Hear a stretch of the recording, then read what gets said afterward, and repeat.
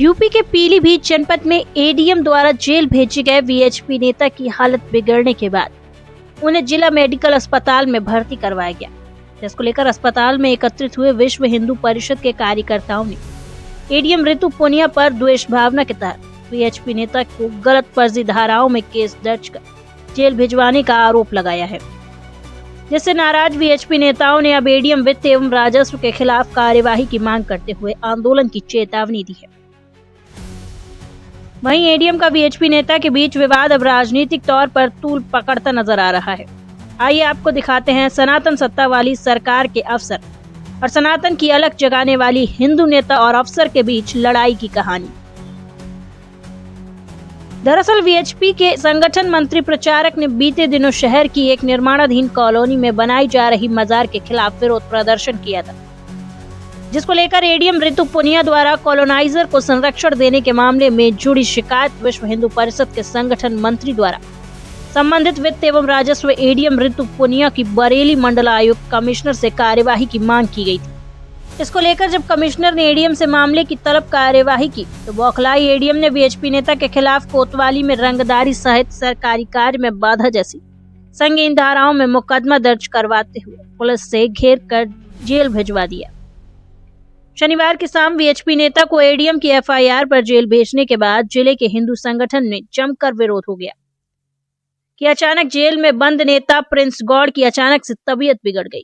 हनन फानन में उसे जिला मेडिकल कॉलेज में भर्ती कराया गया, जहां उनसे मिलने के लिए पहुंचे विश्व हिंदू परिषद के प्रांत से बड़े एक पदाधिकारियों ने एडीएम की इस कार्यवाही को गलत ढंग से द्वेष भावना के तहत कार्यवाही का होने बताते हुए एडीएम ऋतु पुनिया पर गंभीर आरोप लगाकर आंदोलन की चेतावनी देते हुए शासन से एडीएम पर कड़ी कार्यवाही की मांग की है, जिसको लेकर अब एडीएम और वीएचपी नेता के बीच हुए मामला तूल पकड़ता देख सियासत भी शुरू हो गई है।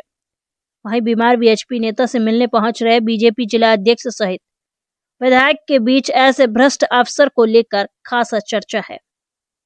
दिया मुकदमा लिखा क्या है मामला? चलिए, ऐसा नहीं है, उसमें थोड़ा सा हमारा समझने का फेरा आया हुआ है।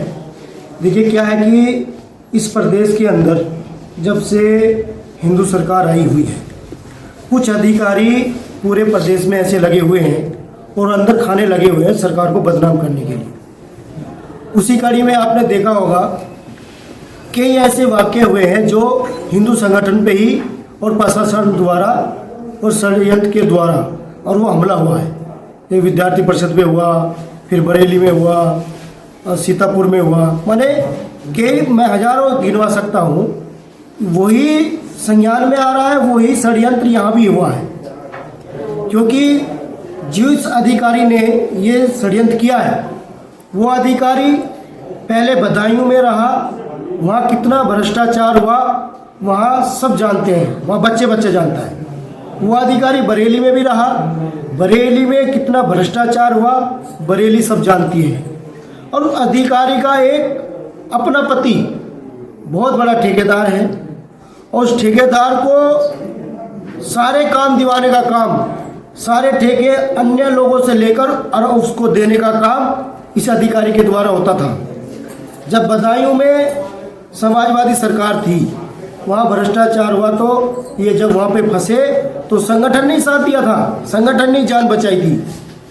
कम से कम उनको ये शर्म करनी चाहिए थी कि मैं एक प्रचारक को और ऐसे षड्यंत्र में फंसा रही हूँ, उसका ये बहुत गलत काम है।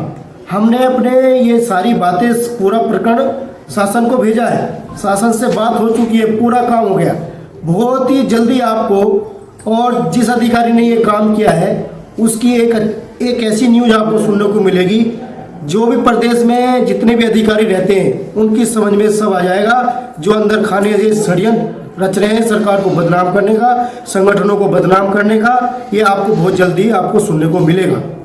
और रहा संगठन का मामला, हमारे संगठन का पैड है, विश्व हिंदू परिषद के पैड पे हमारे जिला अध्यक्ष ने क्या लिख के दिया, वो संगठन का विषय है, वो उस अधिकारी का विषय नहीं है कि उसने गलत उपयोग किया है। हमारा संगठन उसमें संज्ञान लेने वाला है। अभी हमारे प्रांत संगठन मंत्री 5 बजे तक आ रहे हैं, वो उस पर संज्ञान ले रहे हैं। हमारे सारे उच्च अधिकारी लगे हुए हैं, उसमें भी षड्यंत्र जो हुआ है, जिसके कारण से हुआ है, जो इस जिले के पुलिस प्रशासन के लोग हैं इस षड्यंत्र में, जिन्होंने ये घिनौना काम किया है। और एक संगठन मंत्री को जेल में डालने का काम, मुकदमा लिखने का काम, वो एक सिपाही से नहीं हुआ है।